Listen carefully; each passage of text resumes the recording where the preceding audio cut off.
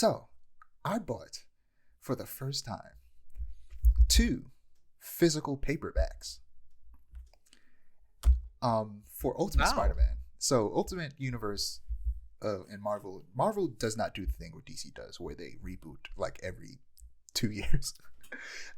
Marvel, I think they rebooted maybe once. After that, they don't reboot. They just keep going forever. The comics from the '60s that started everything are still relevant to everything that's happening right now. But they do have alternate universes, and the Ultimate Universe was this alternate universe where things were slightly different, a little bit more grounded, which is what they were going for with the Ultimate Universe. And Ultimate Spider-Man was the Spider-Man comic that really got me into Spider-Man comics, and it was the one I read the most as a kid. So they're rebooting it and doing it really different, where there's an evil version of Mr. Fantastic in the Ultimate Universe called the Maker, who essentially has these godlike abilities, and he restarted the Ultimate Universe, but prevented everybody from becoming superheroes. So in this universe, Spider-Man is a grown man. He's like in his 30s, married to Oh wow. Mary Jane, has 2 kids. One of them's like 12 or something. And spoiler alert for Ultimate Spider-Man, issue 1. Uncle Ben is alive. Oh wow. But about a year or so ago, Aunt May passed away because the Maker framed Tony Stark for this terrorist attack that resulted in a lot of people in New York dying. And Aunt May was one of those people. But yeah, Uncle Ben is alive, and he was the lead editor for the Daily Bugle, where Peter Parker is working. Oh. But him and J. Jonah Jameson left the Bugle because of some changes that were being made by Kingpin. And now they're going to go start their own newspaper. And Peter was given, he doesn't have his powers, but now he's getting them because Tony Stark sent him this ball with the spider that bit him to give him his powers in it, to essentially try, and he's trying to, within the next 6 months, bring back all of the superheroes that should have already existed but were, essentially stopped from becoming heroes by the Maker. It's very interesting. Right. And I'm going to try to collect every issue physically for specifically this writer's run on the comic. Once this writer's done, I'll probably stop. But I'm going to try to do that. I'm going to start buying more physical comics because, me, you've talked about it. And, we were just talking about, Kindle and Comixology and digital comics. And I like reading comics digitally. But the best way to read comics digitally, and the reason I'm glad Kindle Comixology is together now, is through subscription services. Because that way you aren't buying individual comics, which naturally means it's cheaper.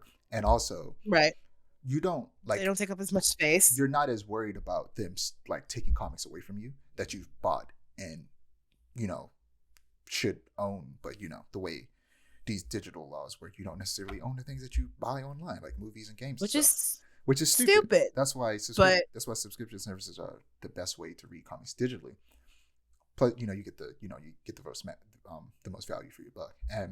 But physical should still exist for the sake of preservation, and the people who want to read things physically.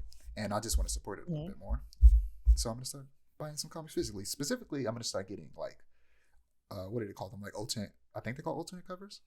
Where some comic book artists will do their own. Would do like alternate covers for certain comics, and they do some great covers. And I follow a lot of comic book artists on Twitter and Instagram, so I always see them post the covers. But now I'm gonna start buying them when I see them. If I like them. But yeah, I'm gonna start getting some comics from local comic book shops. Unfortunately, there was one on York Road across the street from the movie theater up there, but I think it's closed now. Oh no! It's unfortunate, and it was so close. So now I have to. I'm gonna have to go to the one out Pikesville.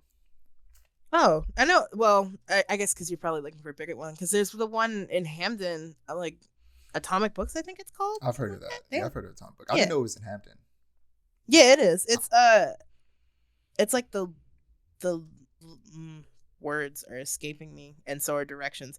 It's in Hamden-ish. Near where that like McDonald's is by Poly Western. It's they have a pretty good comic selection from what I can tell, but I don't know anything about comics, so that might not be true. Yeah, I got these comics from eBay because it was after the issue came out, so the comic shop didn't have it anymore. But I'm gonna try to be on top of getting the next issue so that I'm not late. I feel it. I feel it. You know what though? It's funny that you bring that up because that's been like a big contention point in the Trigun fan base right now. Like how hard it is to track down physicals and how expensive they can get. Um, and it's like they're doing the reprint of Trimax, like the deluxe edition, which I will be getting. But it's like, what if I wanted the originals? You know what I'm saying? And it's really a shame. Yeah, I mean, That if I'm getting being honest, I think wanting Mhm. new, I think I don't necessarily think the originals need to be reprinted. I think as long as it gets reprinted in a way that Yeah, makes it accessible is enough. I don't think the originals necessarily need to be reprinted. I don't think that's a y- necessity. I think just making sure that there is a readily available physical way to buy it in general is yeah. the necessity. That's that's the thing with Trigun. There isn't. So my for Christmas, my girlfriend got me a copy of I think Volume 3, whichever one has the arc with like where they're in the sea the ship. I think it's Volume 3. Yeah. She said that it was so hard to like just track down that volume at a reasonable price, and it's like that's barring the more popular ones like volumes 10, 11, 12, etc., Mm. etc. And um the only reason she managed to find it is because there was like a link on like Walmart that still worked, and she wasn't even sure that it would get here, but it did. And it's like, I think it's less a thing of like people wanting it to like just wanting the originals. It's like a thing of it's like they're collector's items Yeah. essentially. It's like collecting like first edition comics, you know, Yeah. But the or thing about like first edition comics and collector's items is the whole mm, point is that they're not easy to find and yeah, that they're limited. Um, so at best they just need to be reprinted once if the anime gets more popular, which is why they're doing the omnibuses, the deluxe yeah, which I'm editions. excited about. Really excited. But I also don't want to because I found that they had at the Enoch Pratt Library they had Yeah, I was about to say you volumes could probably 10. find it at the library because that's why I read Tracker Maximum. Yep, I have 10, 11, and 12 checked out right now, and ooh, they're more painful in person than they are online. I'll say that.